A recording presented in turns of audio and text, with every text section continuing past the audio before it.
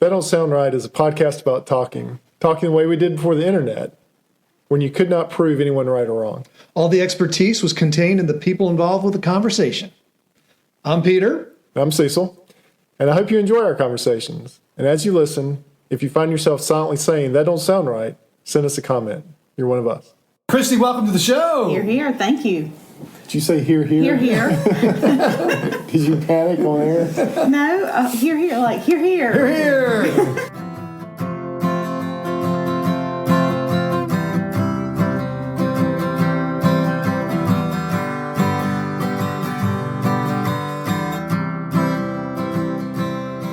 Welcome back to another episode of That Don't Sound Right, a podcast about talking. We're your co-hosts. I'm Peter Billman. And I'm Cecil Davis. And we're just trying to have a conversation without Googling or fact-checking. Those things can so easily kill the conversation.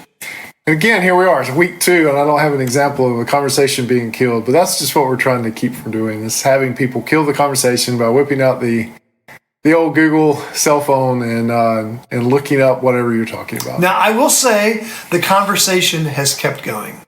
And that's why we're going to do a mailbag episode, because the conversation kept flying at us via email. It was great. Right. And we have the official mailbag now that David sent to us, an official U.S. mailbag. Well, let's pull it out. Let's get some mail out of here. But I think we're going to need some help. Okay. And so why don't we have Christy Davis join us once again. Christy, welcome to the show. You're here. Thank you. Did you say here? Here. Did you panic on air? No, here. Like, here. Here. So you're here to respond to the very specific episode. Yeah, and so instead of sending mail, we're just going to have you here personally. Okay. To talk about the episode. So this is episode... I do, but I want to hear what the mail... I want to respond to the mail as well. We can do that. Okay, we'll do that first. We'll do some mail. So this comes from episode 120. The episode's called New Scott. That's when Scott Spickard called in, and he actually called in some 3 different topics we talked about. But one of the topics was, you will have a better sleep if you sleep with your socks on. Much debate about that. You've got some good letters on that. Why don't you start off with the letters, and then Christy can build off of the letters that we had. Because I was driving to Charlotte when I was listening to this, and I had so much to say. I think I was trying to voice text. I was like, Siri, voice text Peter and Cecil at the same time.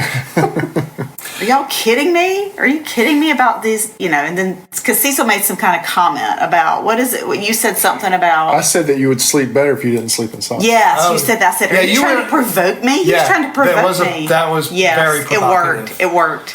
From Sean in Georgia, my wife's bedtime sock escapades are reaching legendary status. Days later, I discover mismatched sock pairs scattered like hidden treasures in our bedlins. Any advice on solving this sock puzzle? Maybe you can speak to this, Christy. You sleep with your socks on? I do, but I wonder if she is such a deep sleeper that she kicks them off in her sleep.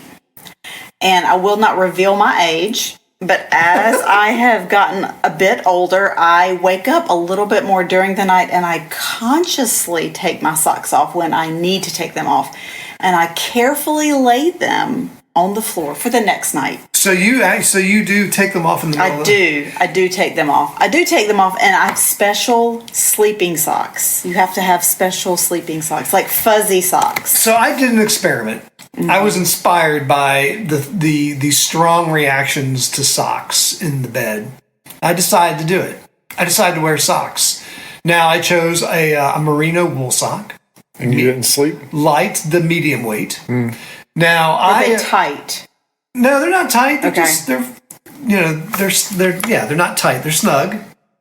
They're not loose because I'm afraid they're going to slide off. And did you wear them on a cold night? Yeah. In fact, I have to sleep. It needs to be cold for me to sleep. Mm-hmm. So I will move all the covers off of me except for a sheet. Mm. So I just sleep underneath a sheet in shorts and a t-shirt.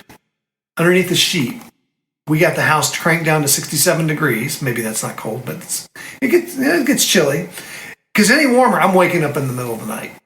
Now, I will say I did this 3 different nights, and I had the same experience.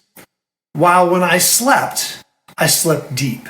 I do remember having some intense dreams About being trapped? No, that's right. By having my feet caught in the mud. No, I do remember sleeping deep, but I woke up at least twice all those nights. And then I immediately not immediately, then I tried paying attention, sleeping with the socks off, and I slept through the night. So while I slept deep, I can confirm I slept deep. I still, for some reason, I woke up. I have a theory why it works for people, though. Why? I have a theory. Why? Okay. Are you sensitive to cold, Christy? Yes. Okay. My theory is that where your foot is sleeping in the bed, let me ask you another question. Do you move around a little in the bed? Or are you solid as a rock? I don't think I'm solid as a rock. You don't thrash, though. Okay, but I do not have restless legs like certain people have restless legs. But you switch positions throughout the night. Okay.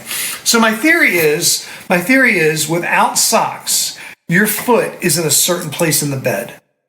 And you've warmed that certain place in the bed to 98.7 degrees. This don't sound right.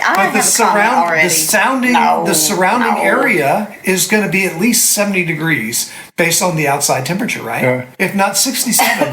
What do you turn your house down to? 65. 60. That's cold. So the rest of the place around your foot is 65 degrees. Now you take your bare foot and you slide it from a surface that's 98.7 degrees to 65 degrees. That's going to be shocking to you, and that's going to wake you up. But if you put a pair of socks on, you normalize that. Your foot is rarely ever touching a really cold surface. It can move. It can slide back and forth. It's not going to be bothered. But you woke up with the socks on. What's that? Right? I can't explain why I did it. I'm saying why this works for Christy. I don't doubt it works for you. Your own proof of your experience. That's my theory. Well, I believe that's why it works for you. All I know is that if I go to bed, even in the summertime, because the vent is right behind our bed, and if it's blowing super cold air over the bed and it feels cold, I have to have my feet warm or I cannot fall asleep. There you go. I have laid in the bed. Mm-hmm. That didn't sound right. Laying. That's definitely. I've been laying in the bed. That don't sound right. And have gotten up to get. You can attest to that. I've gotten up to get socks to put them on my feet. Okay. I have socks in my nightstand drawer. You got backup socks. I have socks in case I were to go to bed, and I never forget to put socks on. But if I needed a change of socks, there's different socks. With any other sock letter? You're not alone, though, Christy. You're not alone, right? So Sean's wife wears socks. So our international brand ambassador, our very own Brent Farmer, he writes, just finishing listening to the episode while in bed, wearing socks. Mm-hmm. I do like to wear socks in bed during the colder months. I have worn socks during warmer months, but that was because I had really rough heels and had to actually warn some holes in the sheets because of them. So we have some other ideas to fix that problem. Yes, but Brent, I'm going to give you some socks. Brent wears some socks. You, Brent wears some socks for you.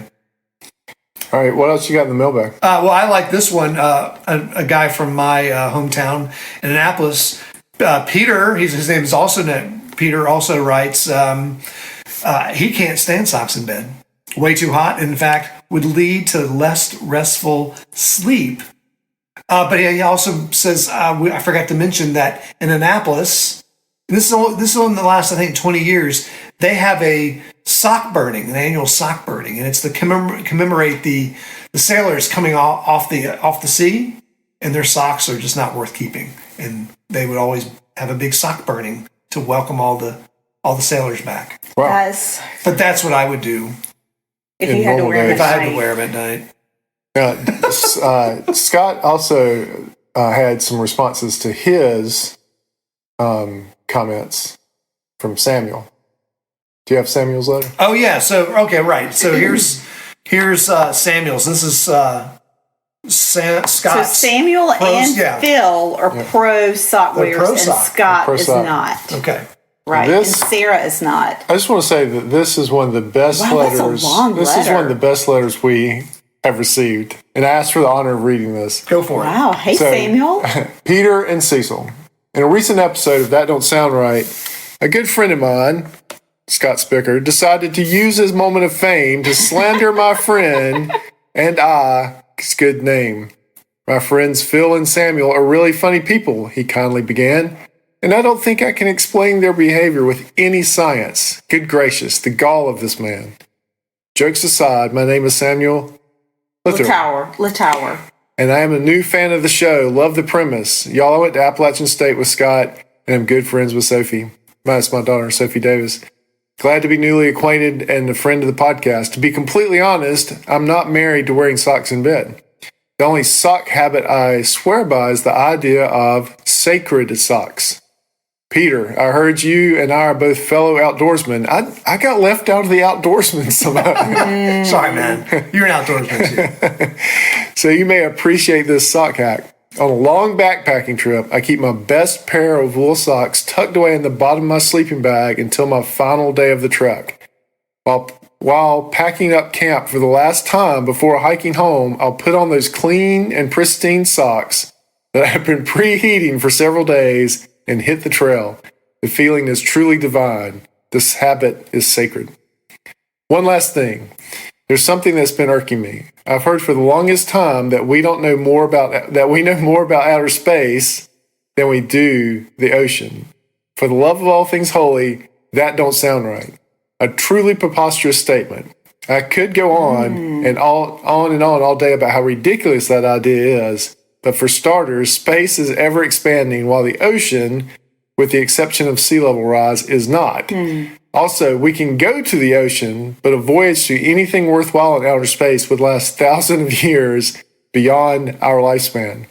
While I have lots of feelings about this, I can say that don't sound right on the mere premise that the ocean is mostly complete and accessible data set while the space continues to expand and is mostly inaccessible. I think that is an episode, Peter. I was thinking the same thing. Maybe Samuel will call in. Yeah, I was thinking the same thing. We need to talk about that. He's Especially how gravity all plays into that. Oh, yeah. We hadn't done the gravity episode. Yeah. Hope to stay in touch, Peter and Cecil. Thanks for making all of your listeners feel like one of us. Thank you for that, That's Samuel, pretty because cool. that's our whole intent is to make you feel like you're part of the club. I think Brent said to make you feel cool, like smoking. That's like smoking in high school. Like smoking in high school. Also, I will say that I started reading the book that Scott recommended in that same episode called right. While We Swim.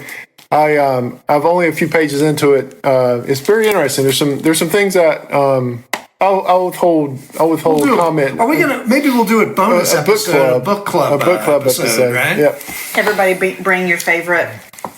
Maybe not your favorite. Maybe the one you just recently tried to read through. Right. Mm-hmm. So I've read through the first couple chapters. Well, you're just about done. That's your typical reading any kind. I read the title and the book jacket. Paragraphs were done. Right. Yeah. I now know enough to do a podcast. Let's do it. I mean, that's how we got started. Speaking of that, I've started listening to How to Improve Your podcasts. Yeah. Like you do. And I've listened to some really bad How to Improve Your podcasts. Really? Yes. Some terrible ones. Well, like what were bad about them? One of them, the guy was pushing an agenda that he had about a particular topic. And so he would intersperse this pushing of this topic with little podcast hints and pearls. So he had like this pseudo chew, and then he would spend most of his time saying, oh yeah, but in the meantime, let me tell you about this. How long was this episode?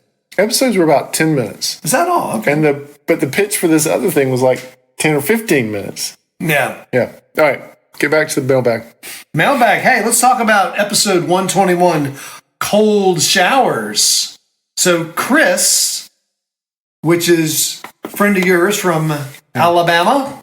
Yes, he is my double E friend. He's an electrical engineer. I'm going to excuse myself because I have no comment on cold showers, except you should not get a cold shower. There it is. Thank you for joining us. Thank you. In the studio, Camel City Studios tonight. No, that's my buddy from down in Alabama, who I was hoping would weigh in and support me on the whole wild boar. When we get to the feral pig episode, feral pig. I think you'll have someone in your corner. Yes. Yeah. So he does mention socks. No at home in bed. Yes, clean dry socks on camping trips below 40 degrees overnight. So he does have some requirements. But then here we go. Cold showers. The cold shower hair growth comment almost caused a medical emergency at work. And he also writes, cold showers, no. Cooler showers in the summer, but not cold. More room temperature instead of 100 plus degrees. Well, my buddy Chris, he is one of the few people that know me when I had hair on my top of my head. And so, like, Did y'all go to school together? Mm-hmm, high school together. Oh, okay, all right. Yeah. Yep. So yeah, I've known him since high school. So most people here in Winston-Salem have never seen me with hair. Yeah, that's right. Yeah. So that's particularly funny to him. There was this point in time where I tried to preserve what I had. And I never used drugs like Rogaine or anything like that. Okay. But I did try. I did switch over to cold showers. Have you thought about you're a pharmacist. Have you looked into these compounds and tried to? No. Once it started going, I just shaved my head. All right. Yeah. I didn't try that. Other than take cold showers, I didn't try to hang on to it. He's also talking about, so again, my friend Peter Stone from Annapolis, he would say about ice cold showers, couldn't agree more with you all. Nice and warm is the way to go. I did spend a year in Finland, though, during college, and there's something to be said for sitting in a hot sauna and then jumping in through a hole in the ice. Very refreshing. I've seen people do this. I don't. So Sean from Georgia, he writes about this. He goes, I might not be a pro, but my plunge into voluntary cold water immersion is worth discussing. I have done some pretty extensive study, and beyond the usual perks like immune boosts and stress reduction, I've got insights on the lesser-known benefits like activating brown fat cells. Trust me, it's not just a chill, it's an experience. Wow. So he's strong support. Yeah, strong support, little research in there to support it.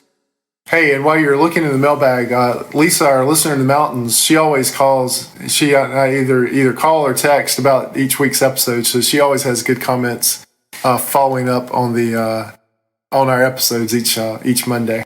Your cousin David writes in the haberdasher. After listening to New Scott give his take on cold showers, I think that he definitely needs to come along to the Country Mile this year. That's coming up. I would suggest that he needs to get comfortable being uncomfortable. But after hearing what he does for a living, it sounds like misery is his business. If he can tolerate a soccer game, I'm not sure there's any level of miserable that's not beyond his capacity. Obviously, David's not a soccer fan. He's got some strong opinions about soccer, clearly. But, hey, if you don't have anything to do on the weekend of the Country Mile, come out to the Country Mile. As always, the show is never not funny, but I can't stop laughing about the Angels and Shepherds episode. And that is episode number 118, where Caboosel, that's Cecil's nickname, where Cecil sends the apprentice shepherd to find the sheep stretcher. One more side note about the showers, the episode 121 about cold showers. Okay. So listener number 1 writes in. Oh, really? He wrote in. What's he got? He says, this morning while taking a warm shower, I had a revelation. Back in the early days of TDSR, there was an episode about Cecil's door shower shattering. Yes. If memory serves, one theory was that it was caused by the temperature change from a heat vent or some such nonsense. Is this the same shower door that experienced hundreds or perhaps thousands of Cecil showers that began hot and ended cold? If so, I theorize that the practice of hot to cold showers is the real culprit in shattering shower doors. The repeated stresses of this temperature change exacerbates the slightless imperfections until one day the darn thing just implodes. It seems like you guys were a bit harsh on Big Shower Door in that episode, but I think this new information places the blame squarely on Cecil. I'm not saying Cecil shouldn't shower as he chooses, just that he needs to recognize there are consequences for his actions. Well, I now have a curtain. I'm never putting glass up again. And you're right, I was pretty hard on Big Shower. But he makes a good point. He does make a good point. You cycled that thing. You're right. You thermal cycled that thing into oblivion. I thermal cycled it and probably put a stress on some imperfection in that glass. But here's the thing. You should not have glass under pressure that can explode in a big sheet. And again, when I approached Big Glass, their reaction was, "Yep, that happens. What are you going to do about That's right. it? What do you want? What do you want us to do?" The name of the art actually it was number 25. Yeah. What do you want us to do? Right. And Scott says, as a side note, this also proves that if you keep talking long enough, you'll solve any mystery. It only took 100 or so episodes to get to the bottom of this one. I think he's right. But again, I am now saying that you should not have a big pressurized piece of glass hanging up in your house. Wait, have you ever noticed that around your windshield there's little black dots? Yeah. Do you know why there's little black dots? I do know what they're for. Do you know what they're for? They're for this reason. Yeah. So they're there so there's not such a difference in temperature from the edge of that glass as it moves toward the center of the glass. It actually dissipates that heat so you don't stress the highly pressurized glass. That's right. That's exactly what it's for. That's what you should have on the shower door. You should have little dots all the way around. But as we know, as your son's car demonstrated, that glass is under pressure and can shatter. Yeah, and his doesn't actually wasn't facing the sun. It was actually a cold day as he was driving along, and more than likely the warm defroster lines set it off. Yep. There's one mention of high five. So Peter, again, he wrote about the high five. And he pointed out that Mike Rowe of Dirty Jobs did a podcast on this. I read that. And in his letter. Right? Yeah. It was evidently the Oakland A's in the 1970s. But he would agree that Scott makes a good point. Can you really claim that kind of human behavior? Yeah. I don't know. I feel like claiming clapping. Hard to say. Like I invented clapping. Right. That don't sound right. Hey, so I guess our last topic is episode 122. Python. That's right. Rock, paper, python. Yes. And it's the epic battle between an alligator and a python and the feral pig. Yeah. So, Chris. My buddy in Alabama. From Alabama writes, feral pig versus python 1-on-1. Close fight depending on who gets the drop on who. Head to head, feral pig wins. Python only wins by surprise. Right. Posse of feral pig versus lone python. Feral pigs win every time. Feral pigs typically travel in posses and packs. Peter was apparently an early turn-in guy to miss the pack of pigs in Florida he was hunting. I'll just point out, it was like 3 a.m. So yeah, I turned in early. This is one engineer going after another engineer. That's right. And for the record, my missionary friend, Andy, killed a very long, over 10-foot long python with a hoe in Brazil. Really? Yep. So I guess that tells me that it's not that hard to kill a python. And if a guy with a hoe can kill a python, then maybe a feral pig has a chance. Feral pig trumps everything. I'm in a very serious argument right now at work about this. Yeah? About feral pigs. I guess what I came up with, though. What? Well, then tell me about the argument. What's going on? I'm just pressing down on the point that a feral pig trumps everything. I saw a feral pig attack a woman in a mall on a clip on Instagram. That doesn't mean he did anything. He got into a mall. He just attacked. And attacked the woman. He just attacked. Smart, man. She ran. She got She free. didn't run. She got put down by she did get put down? No, she did. that's not good. It's a terrible video. Feral pig wins. Those are one of those reels that you have to actually click a second time. Oh, yeah. It's disturbing Disturbing images. This one didn't have the disturbing images warning. It's just all of a sudden I saw a woman attacked by a feral pig. Well, this maybe to close, I'd like to tell you about the game we're going to create. What's that? So it's I was thinking about the idea of the game where you have basically it's kind of like collector's cards, kind of like Pokemon cards. Yeah. But you have all these animals, and all these animals have their strengths. Yeah. and weaknesses. Yes. And it's and their strengths and weaknesses are dependent on the terrain in which they're encountering. And the way you play this game is you have your deck of cards. I have my deck of cards, and then there's another deck of cards, and this is the environment card. Okay. So you draw an environment card, you throw it down. Let's say the environment is a muddy river. Right. Then you look through your 7 cards that you've been dealt, and you try to figure out which one of your animals is going to beat the other. And at the last minute, everyone throws down their animal, and whoever has the best animal for that. Does the group decide who the best animal is? No, I think that's a good question. I think we'd have to have some metrics that say this animal is probably has. Feral pig will be at the top. Well, I figured you do that, but one of the things I wanted to point out. I mean, what do you think about this idea of a game? Well, even during the episode, I agree. I think it's a great idea for a game. I mean, but the way you've refined it is even better. Yeah, and you know how I came to that? How's that? I came to that in a warm shower. Wearing socks?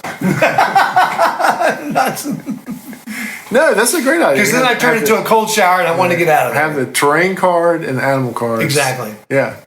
Yeah, no, I think it's good. And you just go buy, like Pokemon, you go buy a deck of animal cards and you really hope you get the feral pig. Yeah. Feral pig's a very rare card. Yeah. It's very valuable. Right. Only print a few of those. Yep. Yeah, no, that'd be cool. Yeah, I think that'd be cool. Game. Yeah. Now I think I'd put the honey badger or feral pig. Well, it don't sound right, but do you have any more mail? I hope we hit everybody's mail this week. If you didn't, then write us an ugly email and say, hey, you forgot my email. So thank you for all the mail that you sent. I hope we got everybody's letters. We do read all the letters. We try to send at least an acknowledgement back, but what we try to do is save them and discuss them, obviously, on the air because that's more fun. But thank you for all the letters. Samuel, thank you especially for your letter. That was a well-written letter defending your honor. Hey, before we close, just want to remind everyone that you can spice things up for Valentine's Day by buying our merchandise. I bet it would spice things up. Show your love with a shirt, a hat, pint glass, or a coffee mug featuring That Don't Sound Right. It is the perfect gift for the podcast addict in your life. Order now and make your Valentine's Day a little more nerdy and maybe a little more awesome. But before we close, we want to thank everyone listening. If this is your first time and enjoyed the conversation, would you consider hitting the subscribe button on the platform which you listen with? Also, if you're a long-time listener, we're doing an experiment. We're continuing our experiment. Giving us a rating and leaving us a review is helpful, but also promote us on your social media page. I've been doing that on my Facebook and LinkedIn. I've noticed that, yeah. Please do that for us. That'd be great. Also, if you need T-shirts or decals, Wonderfully Made Designs is a small business specializing in custom-made T-shirts and decals. Contact Casey on Facebook at Wonderfully Made Designs 139.14. Use code TDSR10 for 10% off your first order. All right, That Don't Sound Right is a production of TSR Podcast in conjunction with Camel City Studios. I'm your co-host and sound engineer, Cecil. Peter is your other host and our web designer. Camille is our barista. Emily is our graphic designer. Ella does our Instagram. Giorgio tests our merchandise. Brent is our international brand ambassador who sleeps in socks. And as always, listener number one is Scott. So until next week, keep talking. Stay curious.